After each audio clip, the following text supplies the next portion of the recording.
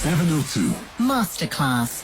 So today, for our masterclass, we're looking at residential community organized residential communities, what it's like to live within these communities and the rules and regulations that govern them, because it's a decision that we make, it's a choice that we can make, and we can opt to live in a residential estate or community because of some of the benefits that it offers. Things like added security, there's the use of estate facilities, often there's freedom for children to play, the areas, common areas are well maintained, it can be quite attractive. In fact, in many places, these common areas can be beautiful and quite attractive, and so there are lots of benefits. These are just some of them. But there's also a need to develop, a need to approve and implement rules and regulations that govern these sorts of communities at large. And this is the part that I think many people find unappealing about living in residential, organized residential communities.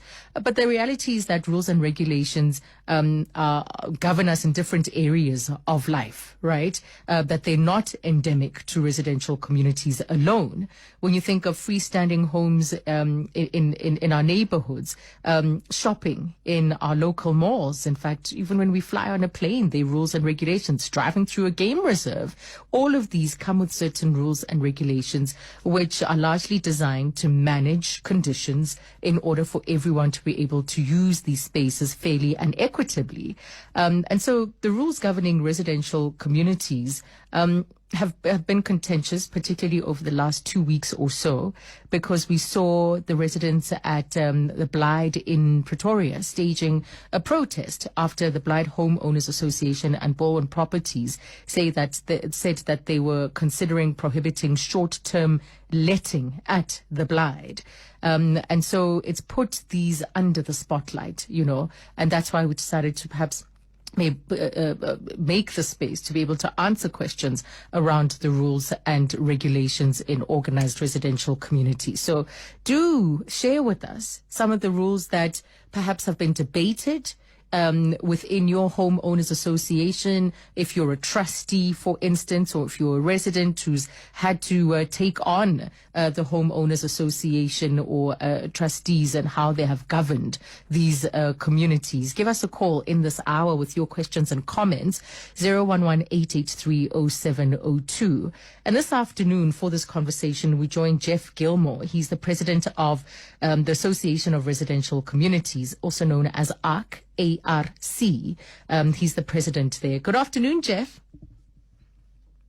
Oh, Azania, how are you? It's good to be here. Thank you for inviting me to share in this experience with you. Yeah, lovely to have you with us. But also, let's start by looking at where you come into this entire arrangement as the Association of Residential Communities.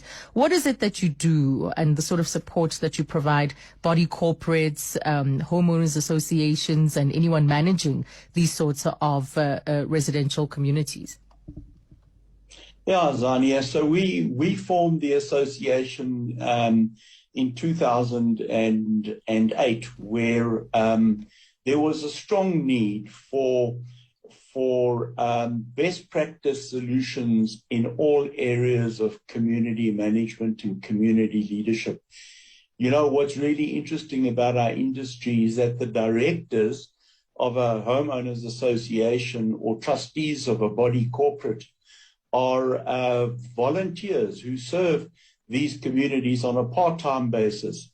So they're not paid employees of the association. They're just residents themselves.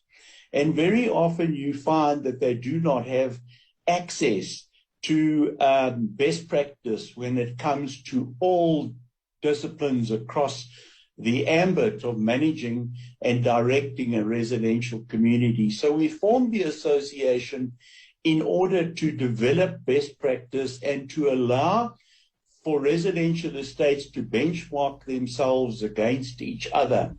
So clearly, as you quite correctly said, the issue of rules and regulations is always the hot topic, and it has been for many years. At the start of forming ARC, most of the issues we dealt with was security and landscaping and beautification and golf courses and these kinds of things. And as the industry has grown and changed, more issues and more issues that are more difficult to manage, such as what constitutes a good rule, what constitutes a bad rule, what are residents' rights when they live inside of a community.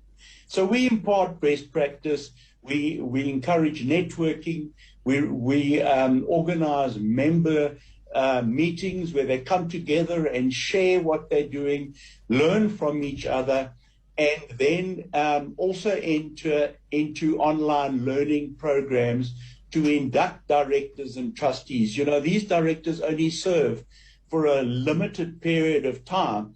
Then you have an annual general meeting, they all go, and new directors and trustees come on board, and they, you know, have their own jobs and their own professions and their own skills and qualifications, and yet they're expected to fit right in and be able to effectively lead these communities across the country. Yeah, so and you know, what ARC does. Yeah, the point that you raised in the end, then we'll come back to some of the things that you've touched on. For instance, the lack of proper succession planning.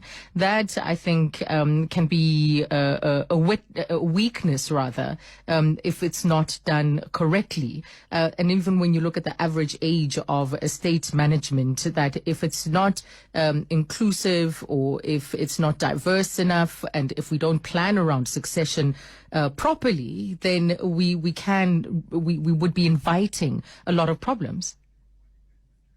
Absolutely right, especially as it relates to the directors who serve on these boards.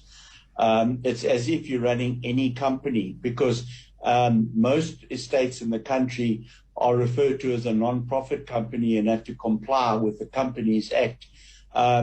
So they are as if they are directors of any other organization.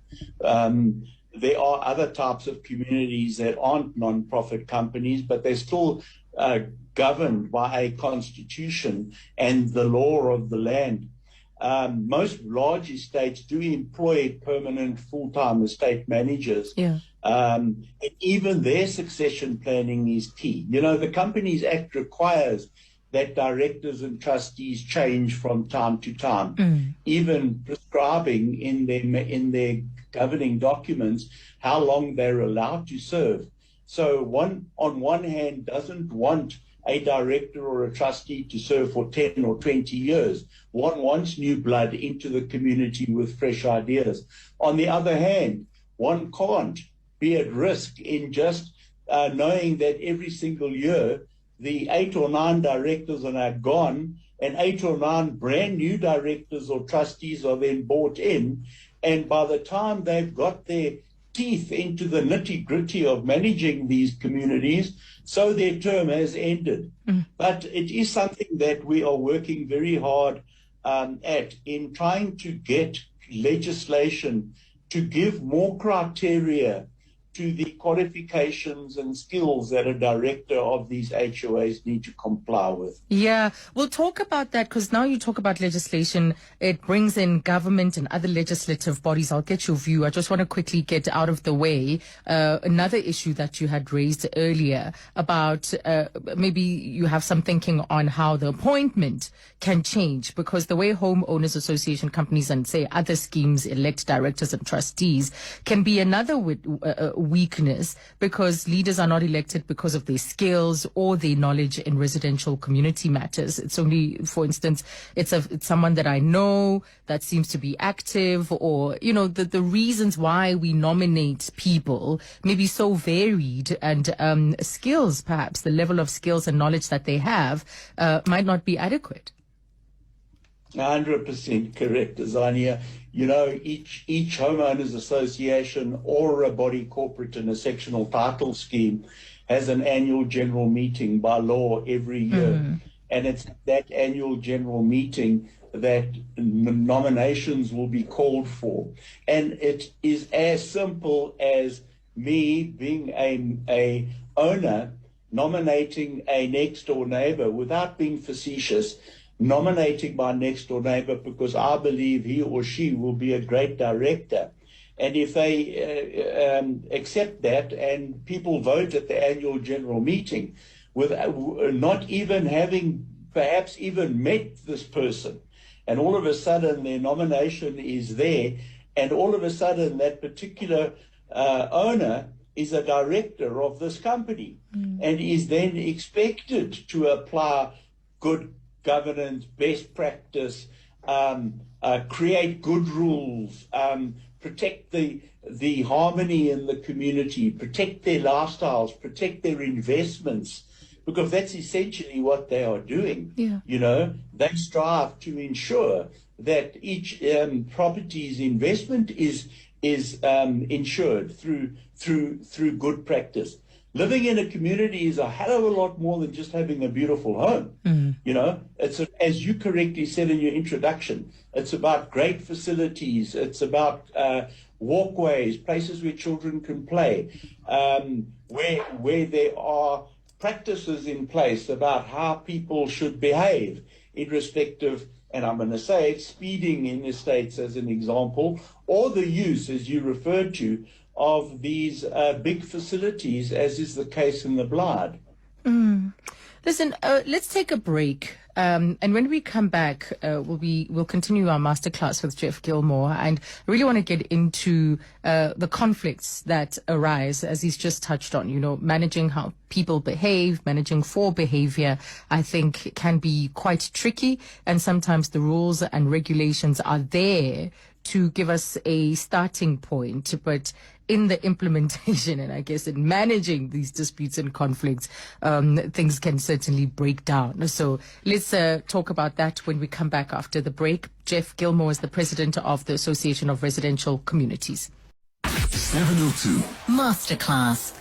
So we're taking your calls as part of this masterclass. It's 23 minutes past 2, and we're talking about the rules and regulations in organized residential communities. We're speaking to Jeff Gilmour, the president of the Association of Residential Communities. They have some interesting industry data. Jeff, can you take us through some of the industry data on residential communities in South Africa, just to understand the scale? Yeah, great question. So in our industry, we have around 56,000 sectional title schemes, and just over 4,000 free title schemes governed by a homeowners association. And research that was done about a year ago shows that property inside an organized community is valued at around R1 trillion, which is a third of the total property value, residential property value in the country. We collect about 14 to 15 billion rand a year in levies, and those levies are then used to fund the budget, which then generates the income and allows us to then expend items on security, landscaping, facilities, etc., etc. So it's also, this is interesting, we estimate about 9% of developed land in this country is taken up by organized communities, and we're looking at about 4.5 to 5 million people that reside in an organized community, whether that's a free title scheme or a sectional title scheme. So we're a very strong, very powerful industry. And I mean, when we started 10 years ago, when ARC was formed, it wasn't even really regarded as an industry. You know, this is a place that we come to after work. You know, we go into the gates and all of a sudden we're in heaven and there's just beauty and the people are playing golf, and I go home and I'm invited to an annual general meeting and, is this an industry? It is indeed a very big industry. Yeah. We're getting questions, and let's go to the lines. Thokozani, you've given us a call from Kempton Park. Hi, Thokozani. Hi, Azania. It's Thokozani. How are you? I'm good. Welcome. You have a question? You say you took your complex to CSOS. Yes, I took them to CSOS. Actually, it's not a question, Azania. It's a comment. So in June, my house was broken into. I live in a complex, right? So the guys that broke into my house, they broke down the boundary wall that is obviously onto my house Yeah. to gain access. Now, when I reported this to the Homeowners Association, they told me that that was my responsibility. It's not the Homeowners Association's responsibility. So with that disagreement, I took them to CISOs, and about 3 weeks back now, CISOs came back with the outcome, and they favored me because I couldn't understand why the boundary wall Is your would be, why is it my responsibility? Because it's got a razor fence, it's also got a electric fence. So they told me that those two are their responsibility, but the actual wall is my responsibility. So, but I'm waiting to see, because the CISOs came back and said, okay, they need to credit me on my levy. So I'm waiting to see if it's going to happen for this month. Yeah. But it was quite interesting to, have that case and take it to CISOs and all that. Yes. Yeah. Thokozani, thank you for sharing that, because it takes us into when conflicts arise from differences in interpretation. Because from what you're saying, you understood the rules to be that it's the Homeowners Association's responsibility, and they're saying, no, it is yours. So there's a difference in interpretation, and hence a third party needing to come in. Thank you for the question. No problem. Thank you so much, Azania. Yeah, thanks for the story that raises this question. Jeff, your thoughts? How do we, in your experience, dealing with conflict or disputes that have arisen out of differences in interpretation?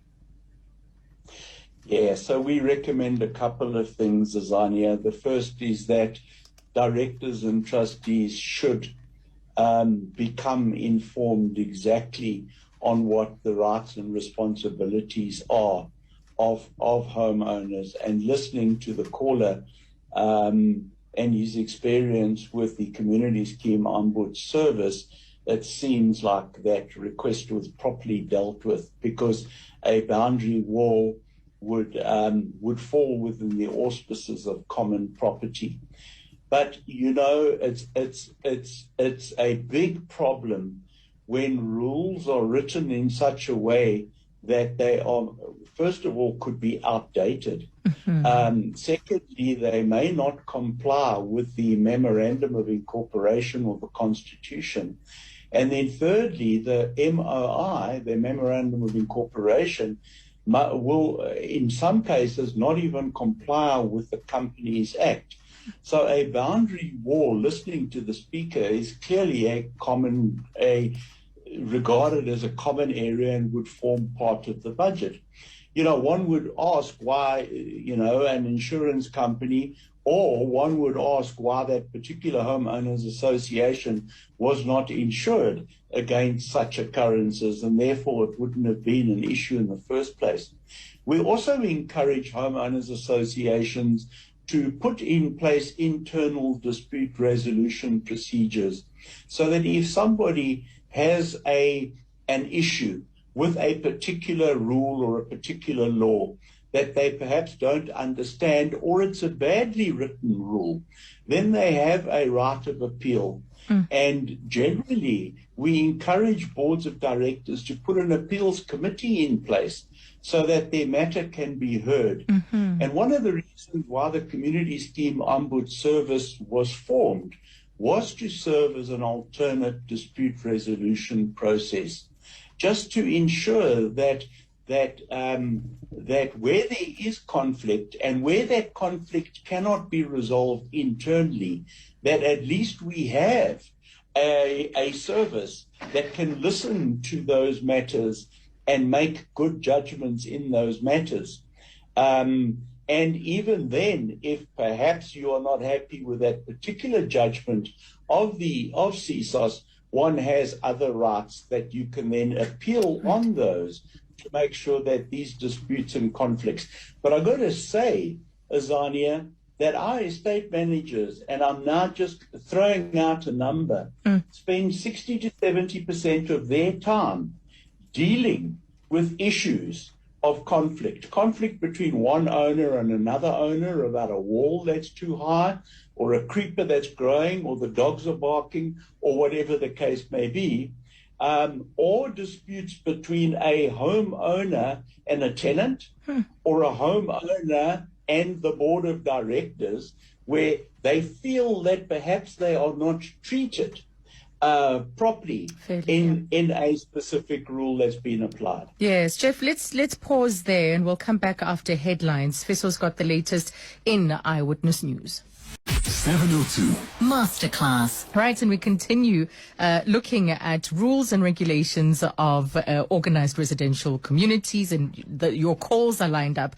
So, Jeff, let's do that. We're speaking to Jeff Gilmour, President of the Association of Residential Communities, also known as ARC, and you can look at their website, hoasupport.co.za.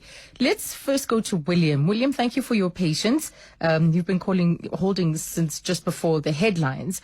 How can we help this afternoon? Azania, thank you very much for taking my call. I just want to find out something from your guest there around this new POPIA Act.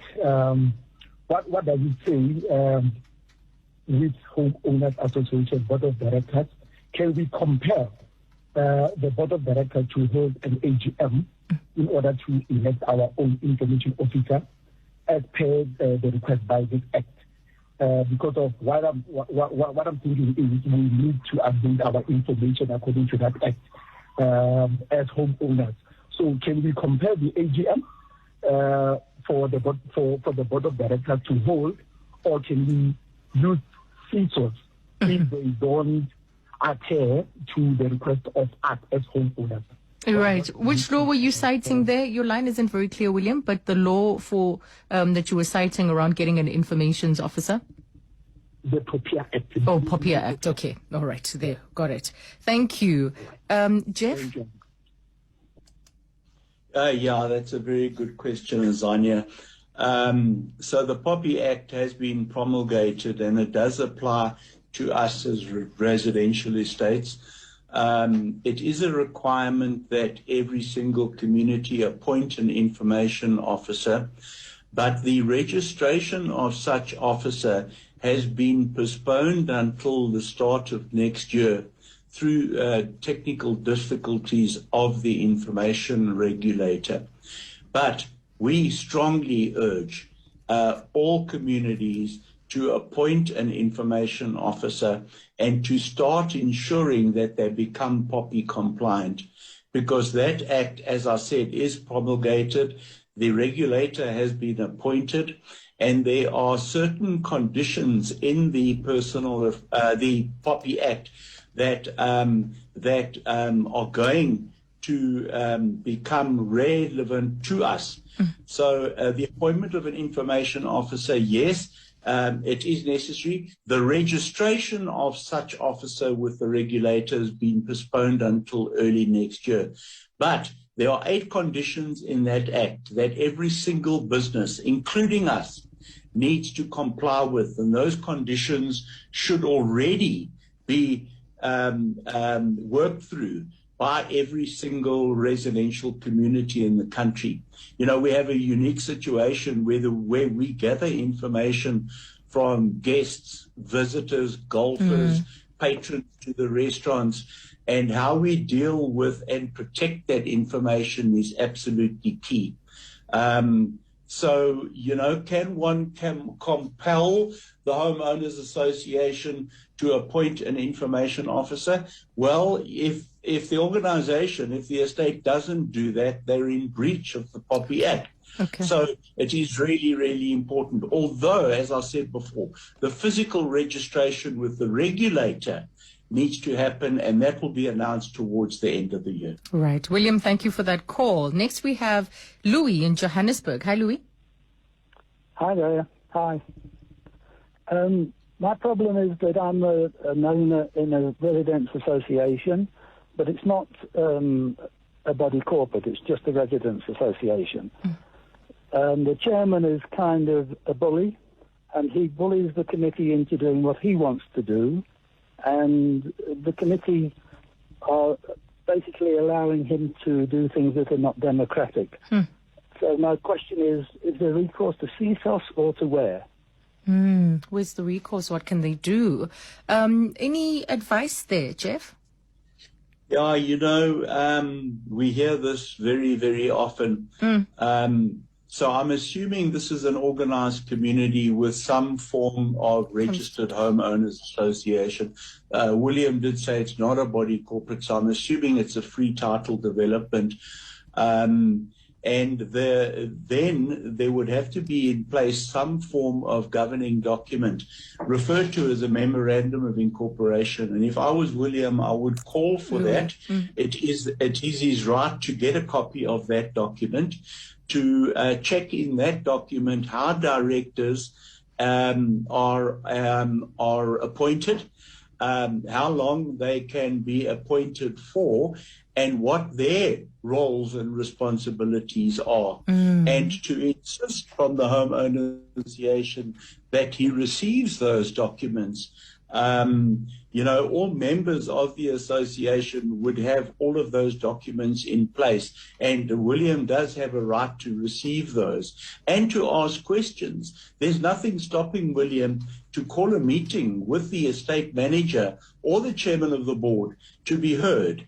And all will depend on their governing documents, Azania, and he should call for those. Okay. Alternatively, if he wants further, more specific advice, because I don't know the community he's referring to, then visit our website and contact me. I'm also happy to leave my contact details with your producer, and you can contact me. Let's see if I can be of assistance. All right. Louis, there you go. I'm going to hand you back to my producer, so just quickly stay on the line. Okay. Thanks, Azania. Thank you, Louis. Next we go to Latins in Randburg. Hi, Latins. Good day. I actually have a few questions for Jeff. I'll limit it to 2 or 3. I'm a property investor, and I've got investments in various types of properties now.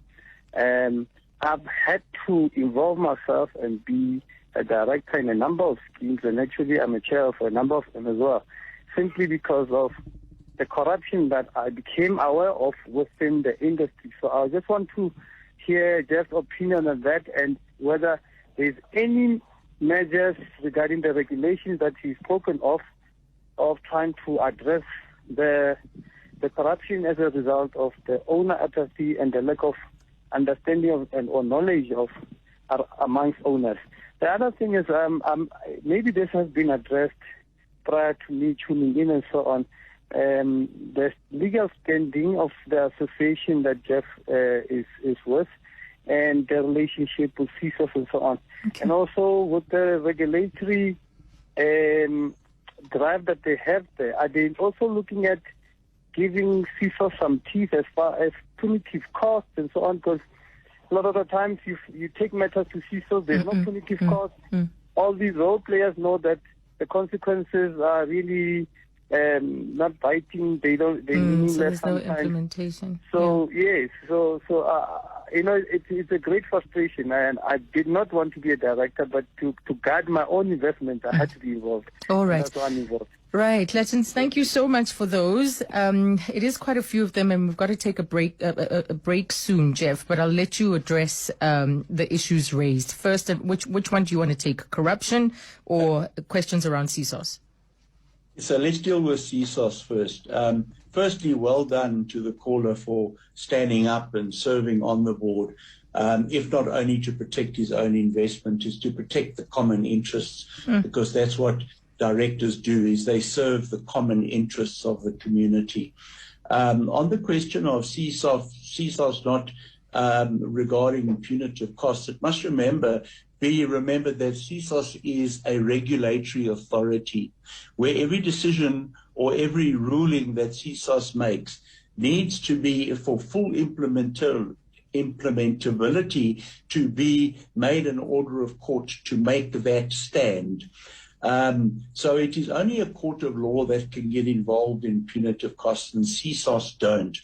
CISOs have a very good helpline specifically for homeowners associations issues, and that is available on our website, and I suggest that the caller get hold of them to discuss to discuss that. On the question of allegations about mismanagement and all of those good things, it is a common problem through a lack of understanding by the owners of what their rights and responsibilities are and what the roles of the directors and trustees are. Because it is often a misunderstanding of what directors and trustees do all day, what they impose, what levies they impose, and how they make rules and regulations that govern our communities. And it is really important. We encourage homeowners associations to have owner feedback sessions where they can make residents and specifically owners aware of those roles of directors, and more specifically what a member's rights and responsibilities are in respect of the whole ambit of managing a residential community. The regulations he was referring to, I didn't quite get, but on our website we have a whole range. And I would encourage the caller to get in touch with ARC to perhaps become a member of the... Oh, I'll tell you what he was asking, the legal status of the association. Yes. So we are a voluntary association. We have about 450 members. That comprises about 65% of the total residential communities in the country in respect of number of homes. And those members then have access to all of the best practices and solutions and networking opportunities. So we're a voluntary organization. One doesn't or is not enforced to become a member. CSOS, however, is different. It's a regulatory authority. We have a memorandum of agreement with CSOS where we recognize the efforts of both organizations, but ARC is a networking body. It's a service organization that assists homeowners associations to apply best practice, whereas CSOS is the regulatory authority for the industry. Got you. Let's take a quick break and then we return to conclude our masterclass with Jeff Gilmour, the president of the Association of Residential Communities. 702 Masterclass. Yeah, we're concluding our masterclass with my guest, Jeff Gilmour, president of the Association of Residential Communities. Gosh, this is such a contentious one. It's almost as if we would have needed 2 sessions to get through all your questions. We've got Mohammed now in Rustenburg. Hi, Mohammed. Mohammed. Good day. Yes, good day. Your question for Jeff? Yes, sir. My question for Jeff is the following. We live in a homeowners association estate, and CSOS has, after the homeowners went to the SGM and got a mandate from the homeowners to stop short-term rentals and B&Bs in the estate. But subsequently, with the CSOS ruling,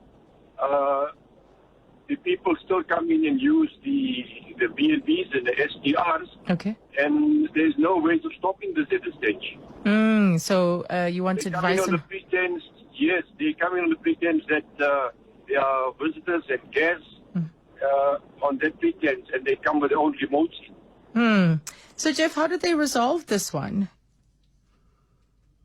You know, I got cut off there, so I didn't actually get the question. Please rephrase it for me. Mohammed lives within an estate, and they've started to put an end to short-term rentals, but it's still, and they got a positive judgment in their favor from CSOS, but residents are still doing that. Residents are still doing this, and people are coming in under the pretense that they are visitors. So he's looking for advice on how they can resolve this.